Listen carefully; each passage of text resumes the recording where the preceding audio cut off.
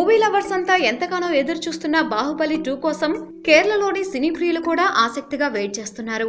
Baahubali 2 craze ను దృష్టిలో పెట్టుకుని ఈ సినిమాను కేరళలో ఏకంగా 300 థియేటర్లలో రిలీజ్ చేయడానికి ప్లాన్ చేస్తున్నారు అక్కడి డిస్ట్రిబ్యూటర్లు. ఇది ఒక రికార్డ్. అంతకుముందు నాన్ మలయాళం సినిమా అయిన ఐ మూవీ 280 థియేటర్లలో విడుదలై రికార్డు క్రియేట్ చేసింది. అయితే ఐ మూవీలో మలయాళ స్టార్ సురేష్ గోపి నటించడంతో ఈ సినిమాకు ఆ రేంజ్ క్రేజ్ వచ్చింది.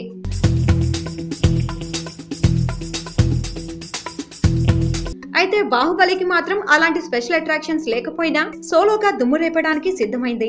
ఇప్పటికే 300 థియేటర్లు బాహుబలి స్క్రీనింగ్ కోసం వెయిట్ చేస్తుండగా రిలీజ్ తేదీ దగ్గర పడే నాటికి ఈ సంఖ్య 500కు పెరిగినా ఆశ్చర్యపోవాల్సిన అవసరం లేదని అక్కడి డిస్ట్రిబ్యూటర్లు చెబుతున్నారు.